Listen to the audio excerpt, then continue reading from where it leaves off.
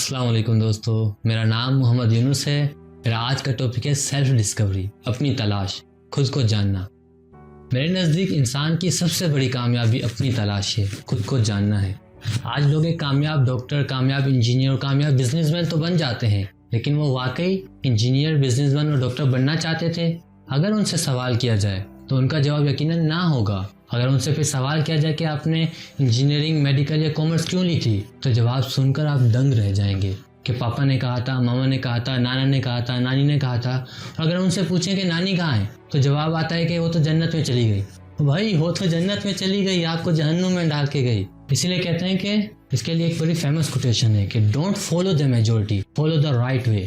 غالب کے خطوط میں ایک جملہ لکھا ہوا ہے۔ جملہ کیا ہے؟ آپ فرماتے ہیں کہ دنیا کا خوش قسمت ترین انسان وہ ہے جس کا ذریعہ معاش اور شوق ہے۔ اور غالب کا دوسرا جملہ کیا کہتا ہے کہ دنیا کا ہر بندہ کام کرنے سے تھکتا ہے، لیکن محبت کرنے سے کوئی نہیں تھکتا۔ بھائی یہاں پہ وہ والی محبت نہیں ہے کہ آپ کسی سے لو کرو، محبت وہ ہے کہ اپنے کام سے محبت۔ غالب کا دوسرا جملہ کیا کہتا ہے کہ دنیا کا ہر بندہ کام کرنے سے تھکتا ہے، محبت کرنے سے کوئی نہیں تھکتا۔ اگر کام سے محبت ہو جائے تو تھکاوٹ نہیں ہوتی۔ ٹیلنٹ کے بارے میں مالک کا بڑا مشہور جملہ ہے۔ آپ فرماتے ہیں کہ انسان کی دو پیدائشیں ہیں، ایک پیدائش ہے کہ ماں کے پیٹ سے دنیا میں آنا، اور دوسری پیدائش یہ ہے کہ یہ ڈسکور کرنا کہ میں دنیا میں کیوں آیا ہوں، یعنی یہ تلاش کرے کہ میں دنیا میں کیا کرنے آیا ہوں۔ ایک دوسرا جملہ امام غزالی یا امام علی کا بڑا مشہور جملہ ہے۔ وہ آپ فرماتے ہیں کہ جس نے خود کو جانا اس نے خدا کو جانا۔ یہ سوال لکھتے جائیں، یہ سوال بلکہ کہا جاتا ہے کہ پوری مین کائنڈ ہسٹری میں 10,000 سال کی تاریخ میں سب سے قیمتی سوال یہ 3 سوال ہیں۔ 3 سوال، پہلا یہ ہے کہ میں کون ہوں، دوسرا میں کیا کرنے آیا ہوں، تیسرا وہ سوال ہے کہ وہ کون سا کام ہے جس کو کر کے میں نے اس دنیا سے جانا ہے۔ تو بھائی یاد رکھے گا، جس کے اندر یہ سوال اٹھا کہ میں کون ہوں، وہ دنیا میں زندگی میں ایک بڑا انسان ضرور بنتا ہے۔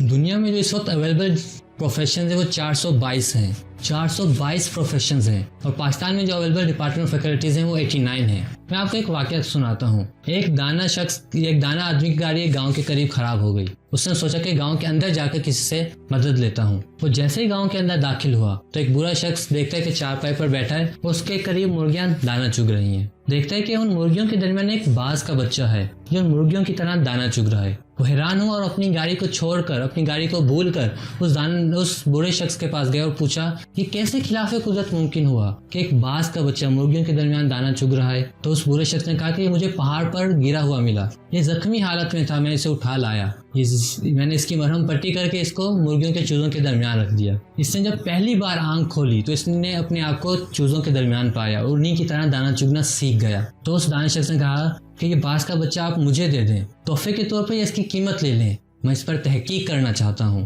تو اس برے شخص نے وہ باز کا بچہ تحفے کے طور پر اس شخص کو دے دیا۔ وہ دانا شخص گاڑی ٹھیک کروا کے گھر لے آیا اور وہ روزانہ باز کے بچے کو اپنے گھر کی چھت سے نیچے پھینک دیا کرتا، بلا ناگا وہ روزانہ پھینک دیا کرتا، اور روزانہ اپنی ٹیبل پر اس کے سامنے بٹھایا اس سے کہتا کہ تو اپنی پہچان کر، تو باز کا بچہ ہے، مرغی کا نہیں، اپنی پہچان کر۔ ہر زبان میں اس نے کہا، سندھی، سرائکی، پشتو، بلوچی، انگلش، ہر زبان میں اسے کہا کہ اپنے آپ کو پہچاننے کی کوشش کرو۔ آخرکار وہ تنگ ہو کر اس باز کے بچے کو لے کر ایک پہاڑ کی بلندی پر چلا گیا، اور بلندی پر پہنچ کر اس باز کے بچے کو یہ کہہ کر نیچے پھینک دیا کہ تو باز کا بچہ ہے، مرغی کا نہیں، اپنی پہچان کر۔ جیسے اس نے چھوڑا تو باز کا بچہ ڈر گیا اور مرغیوں کی طرح اپنے پر سکیر کر گردن اس نے چھپا لی، اور جیسے ہی تھوڑی دیر بعد اس نے آنکھیں کھولی، اس نے دیکھا کہ زمین تو اس سے ابھی بہت دور ہے، تو اس نے اپنے پر پھڑ پھڑائے اور اڑنے کی کوشش کرنے لگا۔ بالکل اسی طرح جیسے کوئی آپ کو دریا میں دھکا دے دے تو آپ کو تیرنا نہ بھی آتا، لیکن آپ اپنے ہاتھ پاؤں ہلائیں گے، تھوڑے ہی دیر میں وہ اپنے آپ کو بیلنس کرنے لگا، کیونکہ اڑنے کی صلاحیت باز میں اللہ تعالیٰ نے رکھی ہے۔ اور دیکھتے ہی دیکھتے وہ اوپر آنے لگا اور اوپر، اور اس دانا شخص سے بھی اوپر پہنچ گیا۔ تو احسان مند نظروں سے اس شخص کو دیکھنے لگا۔ تو اس شخص نے کہا، اے باز، میں نے تجھے تیری شناخت دی ہے، خود سے کچھ نہیں دیا، تیرے اندر اڑنے کی صلاحیت اللہ تعالیٰ نے رکھی تھی، مگر تو بے خبر تھا۔ تو بھائیو بالکل اسی طرح ہمارے ساتھ بھی یہی معاملہ ہے۔ اللہ نے ہمارے اندر بے پناہ صلاحیتیں رکھی ہیں مگر ہم بے خبر ہیں۔ ہم یہ کیوں بھول جاتے ہیں کہ ہم ایک خاص امت کے ارکان ہیں، ہماری ایک خاص شناخت ہے۔ ماضی کا ریفرنس اٹھا لیں، ہم ایسی قوم ہیں جس نے پوری دنیا پر حکومت کی ہے، مگر پرابلم یہ ہے، یہاں پر مسئلہ یہ ہے کہ ہمارے ارد گرد ایسی بے شمار مرغیاں ہیں جو ہمیں یہ بتاتے ہیں کہ تو باز کا بچہ نہیں بلکہ مرغی کا بچہ ہے، جن میں ہمارے ٹی وی چینلز، اخبارات اور بہت سے ایسے لوگ ہیں جو مسلسل ہمیں یہ بتاتے ہیں کہ تم کمزور ہو اور بزدل ہو، تم طاقتور اور مضبوط نہیں ہو بلکہ طاقتور کوئی اور ہے، دنیا کی سپر پاور تم نہیں بلکہ سپر پاور کوئی اور ہے، تم کچھ نہیں کر سکتے۔ تو بھائیو، اگر دنیا میں اپنی پہچان بنانی ہے، اگر آپ کامیابی چاہتے ہیں تو اپنے آپ کو پہچاننے کی کوشش کرو۔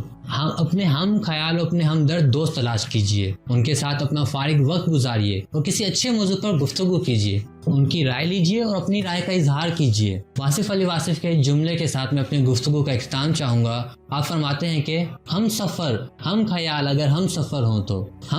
اگر ہم سفر ہوں تو ساتھ منزل تک پہنچ جاتا ہے۔ بہت بہت شکریہ۔